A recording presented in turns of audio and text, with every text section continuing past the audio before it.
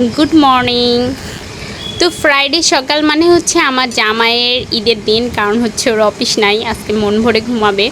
তো ফজর নামাজের পরে আমার আর ঘুম আসতেছিল না, আমি ভুনা ভুনা গরু মাংস রান্না করলাম, লুচি বানালাম। ভাবলাম জামাই উঠেই খুশি হয়ে যাবে লুচি আর গরুর মাংস দেখে। তো আমি খাচ্ছি, কি করব আর, তাদের ডেকে ডেকে ক্লান্ত আমি।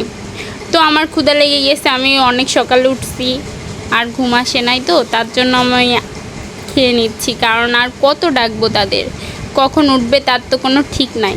আমি আমার মতো করে নাস্তা করতেছি, হঠাৎ করে জামাই ডাক দিল আর বলল কি করো, আমার জন্য একটু ভুনা খিচুড়ি রান্না করবা। তা আমি বললাম লুচি আর গরু মাংস রান্না করছি। বলে আমার জন্য একটু ভুনা খিচুড়ি রান্না করতে পারবা না, শুক্রবারের দিন একটু সেবা যত্ন করবা। কি আর করা, আমি খেতে খেতে ভাবলাম রান্নাটা করেই ফেলি। তো আমি তাড়াতাড়ি খাওয়া দাওয়া শেষ করে তার জন্য খিচুড়ি বসাই দিলাম। তো এই তো আমার গরম গরম খিচুড়ি রান্না করা হয়ে গেছে, তার সাথে আমি ওকে একটা ডিম পোস্ট করে দিছি।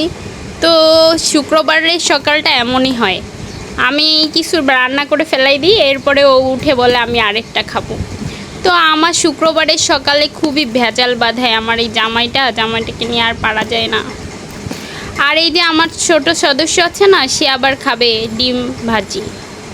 তো সে ঘুম থেকে উঠে বলতেছে আমি খিচুড়িও খাবো না, আমি লুচিও খাবো না, আমি ডিম ভাজি খাবো। তো এই তো তার জন্য আমি ডিম ভাজি করে দিচ্ছি। এরপরে আমি আরও কিছু ফল কেটে নিলাম, কারণ হচ্ছে এখন তো মধুমাস, ফল না খেলে চলে।